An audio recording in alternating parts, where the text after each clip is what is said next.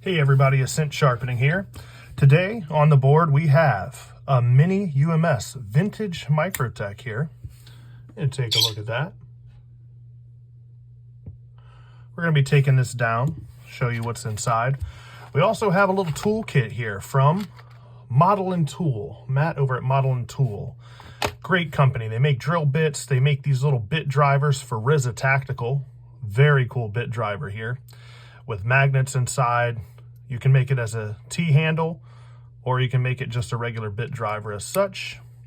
Either one works great. You can also put a little dowel rod or punch in here, and just a great little piece of equipment.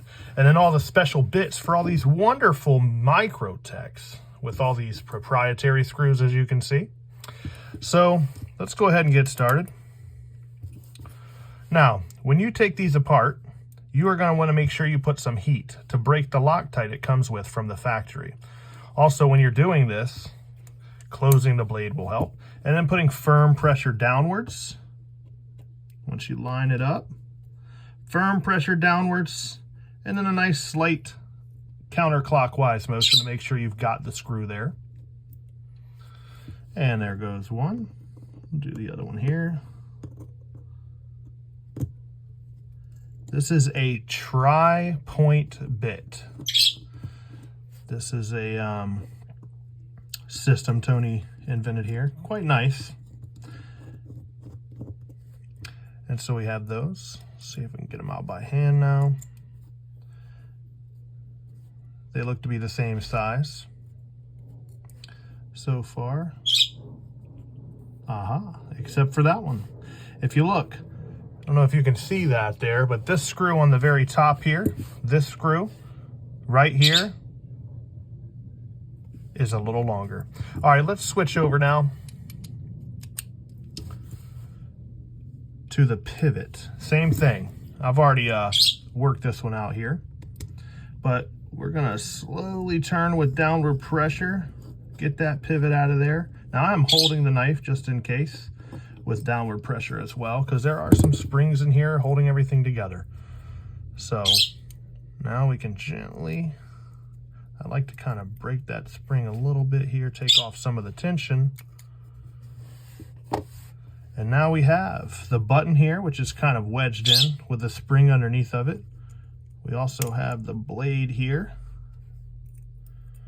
with the spring. Have a little pivot here with a ring. So there's the pivot. There's the washer in there. Just one washer in this guy. And it's kind of, you can see there, the frame is recessed and they use an integral washer, if you will. There's a spring. All these things are removable. Stop pin.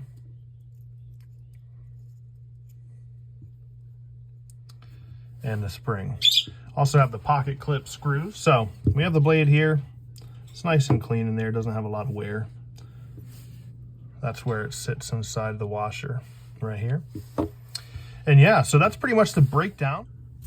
All right, we're back. I've cleaned the knife, lubricated the integral washers there on both sides, and with a Q-tip, give it a nice little scrub there. And now we're going to start reassembling the knife. So I'm going to start with this spring here. You can see this little lip going that way. Fits right there like that. I'm going to go ahead and put the stop pin in now as such. And you want to make sure here, are both sides equal? They usually are, but you know, you never know.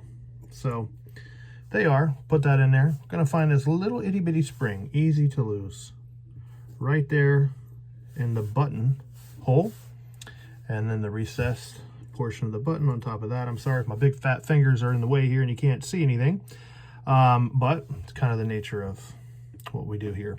So now look at that. See, just kind of want to rest it in there. You don't need to push it in.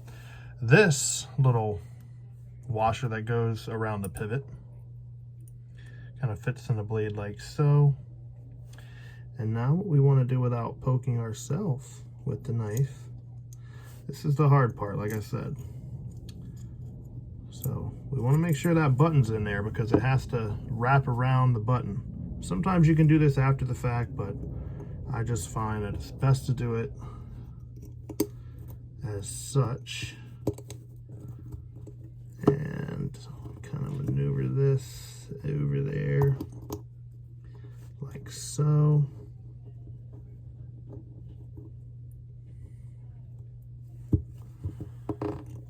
Let's see what we got. So it is in there. Yeah, might have been smarter to put the pivot screw in there first here, but whatever. And now our button has fallen out. Like I said, these things happen. Might be a little harder to get that in there now. Just depends.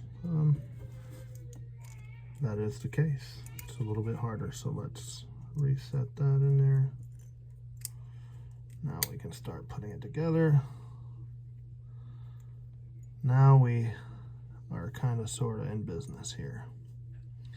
All right, so once you are putting firm pressure on these ports, yep, the button has movement, and there's a good amount of pressure being put into this right now, okay? So what we want to do, sometimes you'll have to go here to the blade, kind of get that on there like that. Oh, tight. Okay. And you want to hold pressure the whole time here, because the spring from this and the spring that's trying to unwind this and pop it off here and go in that direction. So just make sure you hold these things tight, guys, okay? Make sure everything's lined up on the frame so everything over here is cohesive, copacetic, whatever you will. And I am going to start with the pivot screw so that we can avoid the knife coming apart. I believe I have that one here. Already loaded up here in the bit driver.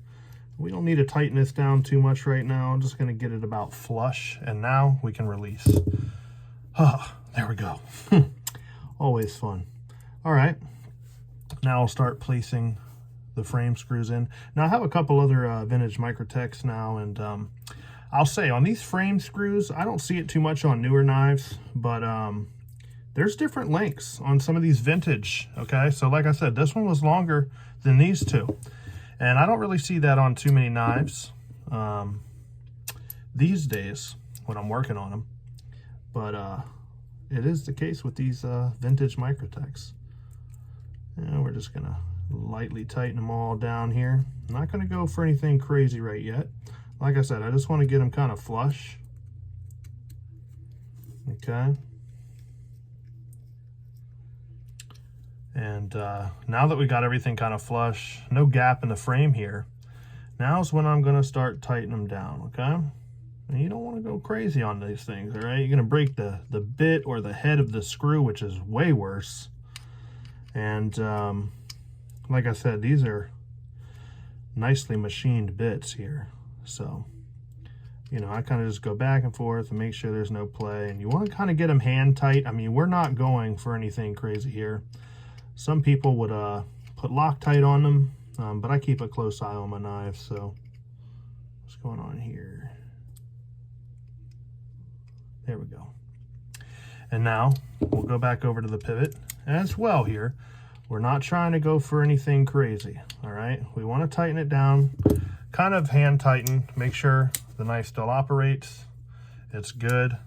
Maybe give it another little quarter of a turn, just to tighten it up. And there we go, guys. I mean, it doesn't get much better than that.